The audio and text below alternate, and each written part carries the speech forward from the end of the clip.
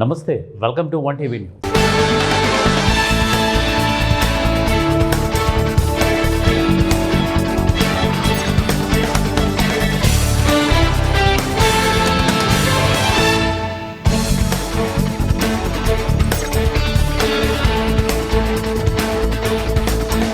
దేశ రాజధాని ఢిల్లీలోని ఎర్రకోట మెట్రో స్టేషన్ సమీపంలో సోమవారం సాయంత్రం భారీ పేలుడు జరిగింది. ఇప్పటి వరకు 11 మంది మరణించినట్లు నిర్ధారించారు. 20 మందికి పైగా గాయపడ్డారు. పేలుడు ఘటనను అన్ని కోణాల నుంచి దర్యాప్తు చేస్తామని కేంద్ర హోంమంత్రి అమిత్ షా తెలిపారు. సమీపంలోని అన్ని సీసీటీవీ కెమెరాలను పరిశీలించాలని ఆదేశాలు జారీ చేసినట్లు పేర్కొన్నారు. కేంద్ర హోంమంత్రి అమిత్ షా మాట్లాడుతూ, నిన్న సాయంత్రం 7 గంటల ప్రాంతంలో ఢిల్లీలోని ఎర్రకోట సమీపంలోని సుభాష్ మార్గ్ ట్రాఫిక్ సిగ్నల్ వద్ద హ్యుందాయ్ i20 కారు పేలింది. పేలుడులో కొంతమంది పాదచారులు గాయపడ్డారు. కొన్ని వాహనాలు దెబ్బతిన్నాయి. కొంతమంది ప్రాణాలు కోల్పోయారని ప్రాథమిక నివేదికలు సూచిస్తున్నాయి. పేలుడు గురించి సమాచారం అందిన 10 నిమిషాల్లోనే Delhi crime branch, Delhi special branch బృందాలు ఘటనా స్థలానికి చేరుకున్నాయి. హోంమంత్రి అమిత్ షా మాట్లాడుతూ, ఎఫ్ఎస్ఎల్తో పాటు ఎన్ఎస్టీ, ఎన్ఐఏ బృందాలు ఇప్పుడు సమగ్ర దర్యాప్తు ప్రారంభించాయి. సమీపంలోని అన్ని సీసీటీవీ కెమెరాలను తనిఖీ చేయాలని ఆదేశాలు జారీ చేశారు. నేను Delhi police commissioner, special branch ఇన్ఛార్జితో కూడా మాట్లాడాను.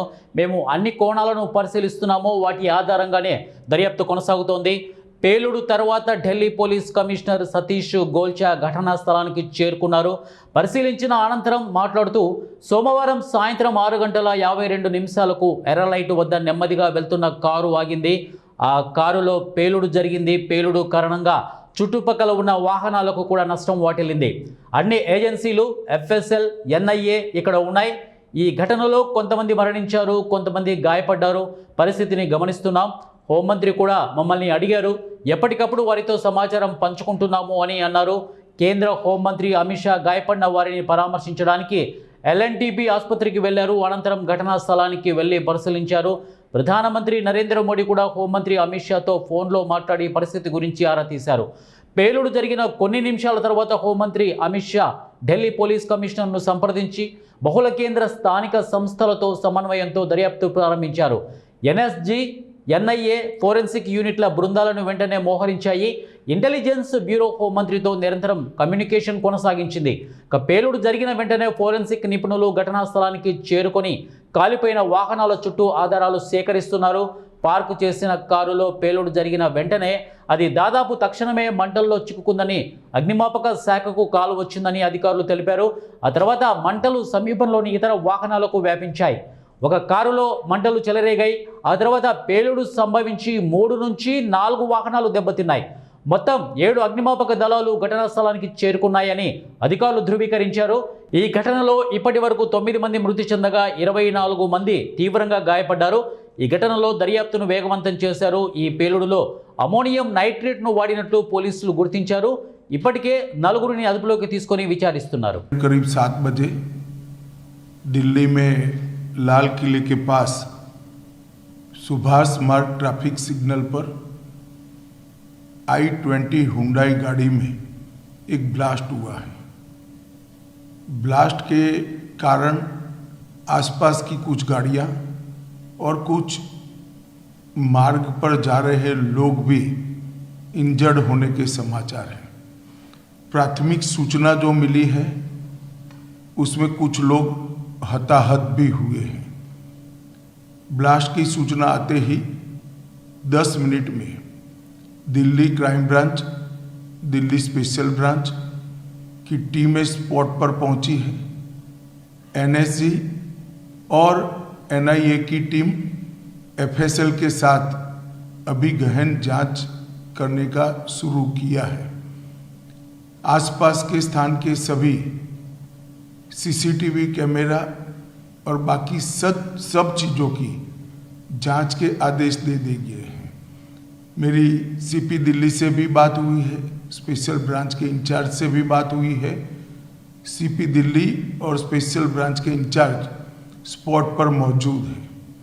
हम सभी संभावनाओं को तराश रहे हैं और सभी संभावनाओं को ध्यान में रखकर इसकी गहन जांच की जाएगी।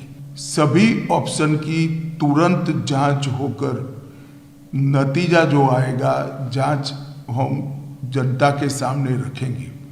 मैं कुछ ही देर में स्पॉट पर भी जा रहा हूं और अस्पताल में भी मैं तुरंत जाऊंगा। హైదరాబాద్ విజయవాడ 65వ జాతీయ రహదారిపై పెను ప్రమాదం తప్పింది. 40 మంది ప్రయాణికులతో వెళ్తున్న ఓ ప్రైవేటు బస్సులో ఒక్కసారిగా మంటలు చెలరేగాయి. డ్రైవర్ సమయస్ఫూర్తితో వ్యవహరించడంతో ప్రయాణికులందరూ సురక్షితంగా బయటపడ్డారు. ఈ ఘటన నల్గొండ జిల్లా చిట్యాల మండలం పిట్టంపల్లి వద్ద చోటు చేసుకుంది.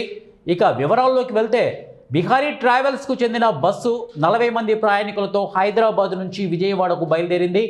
బస్సు పిట్టంపల్లి వద్దకు చేరుకోగానే ఇంజన్ భాగం నుంచి మంటలు రావడం డ్రైవర్ గమనించారు. ఏమాత్రం ఆలస్యం చేయకుండా వెంటనే బస్సును రోడ్డు పక్కన నిలిపివేసి ప్రయాణికులను అప్రమత్తం చేశారు. దీంతో వారంతా క్షణాల్లో బస్సు దిగి ప్రాణాలు కాపాడుకున్నారు. ఇక ప్రయాణికులు దిగిన కొద్దిసేపటికే మంటలు బస్సు మొత్తానికి వ్యాపించి పూర్తిగా దగ్ధమైంది. సమాచారం అందుకున్న అగ్నిమాపక సిబ్బంది ఘటనా స్థలానికి చేరుకొని మంటలను అదుపు చేశారు. ఈ ప్రమాదంలో బస్సు కాలి బూడిదైనప్పటికీ ఎలాంటి ప్రాణ నష్టం జరగకపోవడంతో ప్రయాణికులతో పాటు అధికారులు ఊపిరి పీల్చుకున్నారు. డ్రైవర్ అప్రమత్తంగా వ్యవహరించడం వల్లే పెను ప్రమాదం తప్పిందని తెలియజేస్తున్నారు. కర్నూలు జిల్లా ఆలూరు మార్కెట్ యార్డ్ కమిటీ చైర్మన్గా బెల్లేకల్లు వెంకటేశ్వర్లు, వైస్ చైర్మన్గా మల్లెపల్లె రంగడు, మరో 13 మంది మార్కెట్ యార్డ్ డైరెక్టర్లుగా ప్రమాణ స్వీకారం చేశారు. ఆలూరు మార్కెట్ యార్డ్ కార్యదర్శి శ్రీదేవి వారి చేత ప్రమాణ స్వీకారం చేయించారు.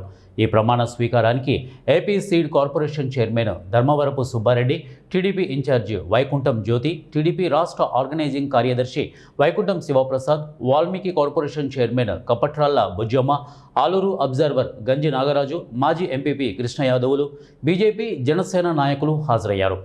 ఈ సందర్భంగా ఏర్పాటు చేసిన సభను ఉద్దేశించి వారు మాట్లాడుతూ ఆలూరులో కూటమి ప్రభుత్వం ప్రజాపాలన చేస్తోందని, ఒక ఎస్సీ సామాజిక వర్గానికి చెందిన బిల్లేకల్లు వెంకటేశ్వర్లకు మార్కెట్ యార్డ్ చైర్మన్ పదవి రావడం అదృష్టమని అన్నారు. అలాగే వైసీపీ ఎమ్మెల్యే మాట్లాడుతూ ఇటీవల బీజేపీలోకి చేరిన వారు టీడీపీ వారు అంటున్నారని, వారు టీడీపీ నాయకులు కాదని వైసీపీకి కోవర్టులని అన్నారు. ఎవరో 2-3 టీడీపీలో చేయడానికి వర్గాలు చేయడానికి ప్రయత్నిస్తున్నారని అన్నారు.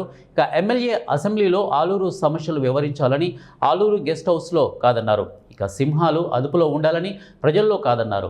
ఆలూరు మార్కెట్ యార్డ్ అభివృద్ధి కోసం పాలకవర్గం కృషి చేయాలని అన్నారు. ఈ కార్యక్రమంలో టీడీపీ నాయకులు పాల్గొన్నారు. 25 మేరకు వ్యవసాయ మార్కెట్ కమిటీ ఆలూరు పాలకవర్గం అధ్యక్షులుగా నా బాధ్యతలు సక్రమంగా నిర్వర్తించగలనని మరియు ఆంధ్రప్రదేశ్ వ్యవసాయ ఉత్పత్తులు మరియు పశుధనములు మార్కెట్ చట్టము 1966 మార్కెట్ రూల్స్ 1969 దయలా మేరకు రైతుల సంక్షేమానికి నా సాయశక్తుల కృషి చేస్తానని దైవ సాక్షిగా ప్రమాణం చేయాలి. మరి లోకేష్ నాయుడు గాని, మరి మన ముఖ్యమంత్రి నారా చంద్రబాబు నాయుడు గాని విమర్శించే మాత్రము ఇది కవులని కూడా సభాముఖం చెప్తుండా. ఇదే కాదు, నువ్వు సాగేటప్పుడు మర్యాద పెట్టుకొని నోటి వాయిక బాగుండాలని కూడా ఈ సభాముఖం చెప్తుండా. ఎందుకంటే తెలుగుదేశం పార్టీలో అంత ఆశామాషతో లేము. నేను వైఎస్ఆర్ గవర్నమెంట్ లోనే జయరాముల మీద ప్యాకాట్ కానీ బెంజికారు కానీ భూములు తాగాదులు కానీ ఆయన సభ చేసుకునే దాని మీద తెలుగుదేశం పార్టీ కార్యకర్తలు అందరూ కూడా అంబేద్కర్ సర్కిల్లో ధర్నా చేయడం జరిగింది. ఈ రోజు మమ్మల్ని నువ్వు తెలుగుదేశం పార్టీ విమర్శించేదానికి నీకు శాసనసభ్యులు ఉందని సభాముఖం చెప్తున్నా. దయచేసి నువ్వు అది మార్చుకోవాలా, రా అభివృద్ధికి రండి. నాకు కూడా ఈరోజు మరి స్టేజ్ మీద పెద్దలు మరి నారా లోకేష్ నాయుడు కానీ, చంద్రబాబు నాయుడు కానీ, మరి ప్రసాదన్న కుటుంబం కానీ, మా డాక్టర్ కానీ, మరి ఇంకా మనకు అందరూ కూడా మరి ఎంతోమంది నా విషయంలో చాలా పోరాటం చేయడం జరిగింది. ఈరోజు నాకు ఈ స్టేజ్లో ఈ మేకు పట్టుకోవడం వీడు అంటే ప్రకాశం జిల్లా ఎర్రగొండపాలెం మండలం గంగపాలెంలో ఎంఎస్ఎంఈ ఇండస్ట్రియల్ పార్కును ముఖ్యమంత్రి చంద్రబాబు నాయుడు ఈరోజు వర్చువల్గా ప్రారంభించనున్నారు. ఈ సందర్భంగా అక్కడ జరుగుతున్న జంగిల్ క్లియరెన్స్ పనులను ఎర్రగొండపాలెం టీడీపీ ఇన్ఛార్జి గూడూరి ఎరిక్షన్ బాబు, మార్కాపురం ఇన్ఛార్జి సబ్ కలెక్టర్ శివరామిరెడ్డి పరిశీలించారు. ప్రకాశం జిల్లాలో ముఖ్యమంత్రి చంద్రబాబు నాయుడు ఎంఎస్ఎంఈ ఇండస్ట్రియల్ పార్కును శంకుస్థాపన చేయనున్నారు. ఈ సందర్భంగా ఎర్రగొండపాలెం నియోజకవర్గంలో గంగపాలెం రెవెన్యూ ఇలాఖాలో గత 40 ఎకరాల ప్రభుత్వ భూమిలో ఇండస్ట్రియల్ పార్కును సీఎం చంద్రబాబు నాయుడు వర్చువల్గా ప్రారంభించనుండడం ప్రాధాన్యతను సంతరించుకుంది. ఈ ఎంఎస్ఎంఈ ఇండస్ట్రియల్ పార్క్ వల్ల ప్రకాశం జిల్లా ఎర్రగొండపాలెం నియోజకవర్గంలో పరిశ్రమలకు అభివృద్ధికి తోడ్పాటు అవుతుందని, నిరుద్యోగులకు ఉపాధి అవకాశాలు లభించనున్నాయని ఎరిక్షన్ బాబు తెలిపారు. పొలంలో అది మనం నెడితే పొలంలో పోయేటట్టుగా పీకమని లేదంటే దాన్ని పక్కకు వచ్చితే మొత్తం తీసేది అదే పని చేస్తారు. చేసి మన సైట్లోకి వెళ్ళి మనం సైట్ దాకా మళ్ళీ రోడ్డు మార్గం పెట్టుకొని అక్కడ క్లీన్ చేసుకోవాలి. అక్కడ కరెంటు ఫెసిలిటీ ఉందా? అది డింగేనే, ఏరియా ఏం లేదు. కానీ డింగే అనే పదం తేలిగ్గా మాట్లాడుతున్నారు, కానీ దాని కష్టం ఉంది. అతను డిఆర్డిఏ పీడీతో మాట్లాడినప్పుడు ఆయనతో మాట్లాడితేనే క్లారిటీ వస్తుంది. ఇంకా ఎవరితో మాట్లాడినా ఈ పదం వినపడుతుంది. ఇక్కడ 259 అని చెప్పేసి 5 నెంబర్ తర్వాత అంటే ఈ సరైన నెంబర్ 285 280 సార్. ఈ నెంబర్ పై ఆ తర్వాత మనకి స్టార్ట్ అయింది సార్, మన ఇండస్ట్రీ బాగా స్టార్ట్ అయింది సార్. ఇక్కడ నుంచి 40 వరకు స్ట్రైక్ చేశారు. ఆ స్పాట్కి పోవాల్సింది, ఆ స్పాట్లో కూర్చోవాలి, అక్కడ చేయాల్సింది వాళ్ళకి పోవాలి కదా.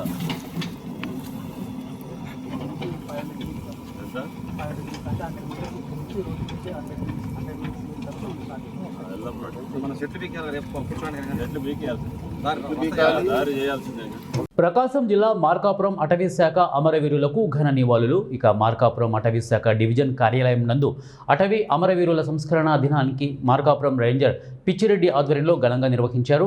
ఈ కార్యక్రమంలో మార్కాపురం రేంజర్ సిబ్బంది, ఇక డివిజనల్ కార్యాలయ సిబ్బంది పాల్గొని అమరవీరుల చిత్రపటానికి ఘనంగా నివాళులు అర్పించారు.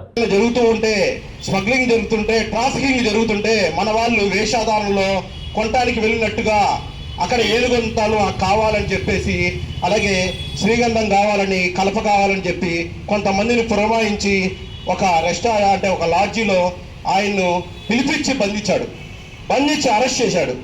చేసిన తర్వాత 1 నెల తన దగ్గర ఉంచుకొని మొత్తం విషయాలన్నీ అతని దగ్గర నుంచి లాగాడు. అయితే అతను మన యొక్క స్టాఫ్ యొక్క కొంచెము అంటే అశ్రద్ధ వల్ల ఆయన ఏం చేశాడంటే ఒక నూనె కావాలని చెప్పేసి ఆ నూనెను ఒంటికి పూసుకొని చిన్నగా తనకున్న కప్స్ని, అంటే అప్పుడు అరెస్ట్ చేసి ఉన్నప్పుడు కప్స్ ఉన్నాయి, ఆ కప్స్ని చిన్నగా తీసుకొని అతను పరారయ్యాడు. అంటే అప్పటి వరకు అతన్ని పట్టుకున్న అధికారి అనేవారు లేరు. ఒక్కసారిగా అతనికి విపరీతమైన కోపం వచ్చేసింది. ఎవరి మీద అంటే మన పందులపల్లి శ్రీనివాస్ మీద. ఇతను ఎవరు, నన్ను పట్టుకున్నంత ధైర్యం ఉందా అని. అతనికి ఆర్థికంగా కొంతమంది పలుకుబడి కూడా ఉంది, అయినా కానీ నన్ను బంధించాడు, అరెస్ట్ చేశాడని పగతో అతను ఊగిపోయి అడవిలోకి వెళ్ళిపోయి దాక్కున్నాడు. తర్వాత ఆ టైంలోనే 86 టైంలోనే ఆయనకు 89 సమయంలో ఆయనకు అమెరికా నుంచి ఒక కాల్ వచ్చింది, మీరు ట్రైనింగ్ చేయండి, ఇంకా బాగా ఎఫిషియెంట్గా ఉంటుంది ఈ ఫారెస్ట్ గురించి, కన్జర్వేషన్ గురించి అని అమెరికా కూడా ఆయనకు ఒక క్యాంప్ వచ్చింది. ఆ ట్రైనింగ్కి వెళ్ళిన సమయంలో మన యొక్క ఒక తమిళనాడు ఒక ఐఎఫ్ఎస్ అధికారి అయిన చిదంబరం అనే ఆఫీసర్ని ఈ వీరప్పను కిరాతకంగా చంపేయడం జరిగింది. ఈయనేమో అమెరికాలో ఉన్నాడు, వేరే అధికారిని చంపడం జరిగింది.